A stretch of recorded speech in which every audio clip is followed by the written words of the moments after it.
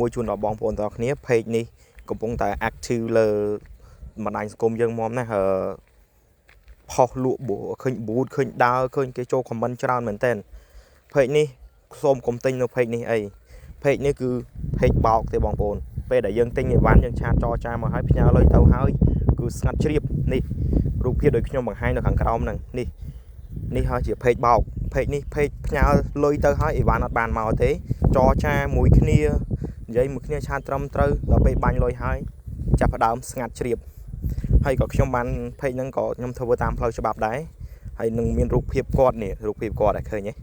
ផុសដ្រូនផុសអីហ្នឹងហើយម្ចាស់ page ហ្នឹងហើយ page ហ្នឹងក៏ដាក់រូបឯងដាក់ page SK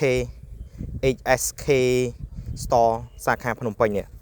មើលរូបភាពនេះរូបភាពវីដេអូគាត់ហ្នឹងឃើញគាត់ផុសនៅក្នុង page គាត់នេះហើយបានយើងបាញ់លុយទៅគាត់មែនប៉ុន្តែអីវ៉ាន់គាត់យើងគាត់អត់ផ្ញើយើងទេ page នេះគឺ page បោកតែម្ដងបានលុយគឺស្ងាត់ជ្រាបហើយខ្ញុំបានធ្វើតាមផ្លូវច្បាប់ហើយទៅតាមអាជ្ញាធរដែនដីដាក់ពាក្យបណ្ដឹងដាក់អីទៅហើយអស់ហើយជឿចាំតែថ្ងៃគេក៏ហៅ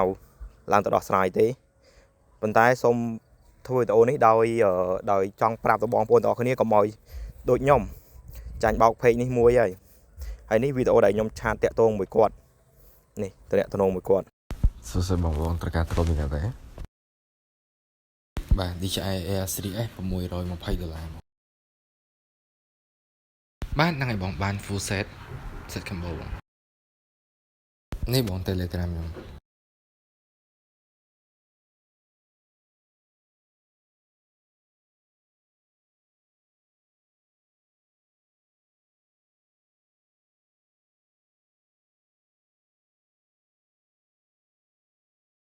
បាននេះបងជាប្រភេទស្អាតសំណុំស៊ីនមានធានា board hardware រយៈពេល6ខែបងអាចមកមើលសិនបាននៅទីតាំងនៅទល់មុខរ៉ាសាំង Total